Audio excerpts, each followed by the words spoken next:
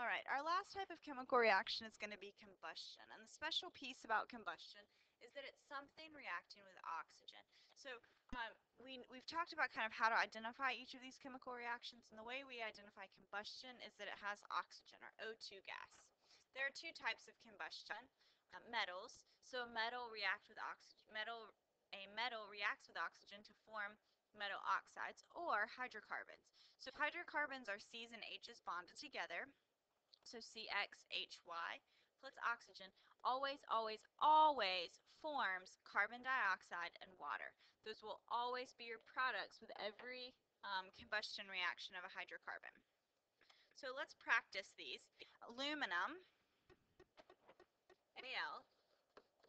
Al is a metal. Al plus O2. Remember that one of the reactants in every combustion reaction will always be oxygen.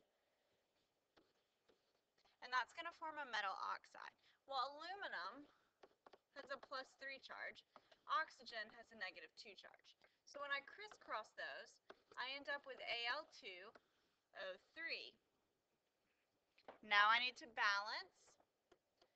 Okay, I have one aluminum, two aluminums, two oxygens, three oxygens. So I'm going to start by balancing my oxygens first, and that's going to make it easier to go back in and balance my aluminum second. So if I put a 2 here and a 3 here, I now have 6 oxygens on either side, with a total of 4 aluminums on my product side. And now I'm balanced. Now we didn't learn organic nomenclature of hydrocarbons, so we're going to change some of these. All of these are words that you haven't seen before, and let's just use chemical equations. So we'll do C2H6 plus oxygen gas. So we have a hydrocarbon, C and H is bonded together, plus oxygen. Always, always, always going to yield CO2 and water. Okay, those two products will always be true of every combustion reaction.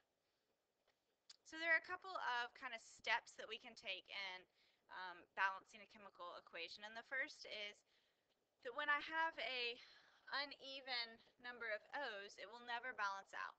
So to get an even number of O's, check your subscript on H. If the subscript on H can easily be divided by 2 and give you an even number, then divide it by 2 and put it here. But if it can't, then we need to double it. So in doing that, it allows me to get an even number of oxygens with this water. Then I can balance my C's, my carbons, and put a 4 here. Now I need to count my total O's. I have 8 plus 6 is 14. 14 divided by 2 is 7. And now I'm balanced. Barium combusts, number 4. Ba is barium. Barium plus oxygen gas, I know it's oxygen gas because I have the word combusts, is going to yield BaO.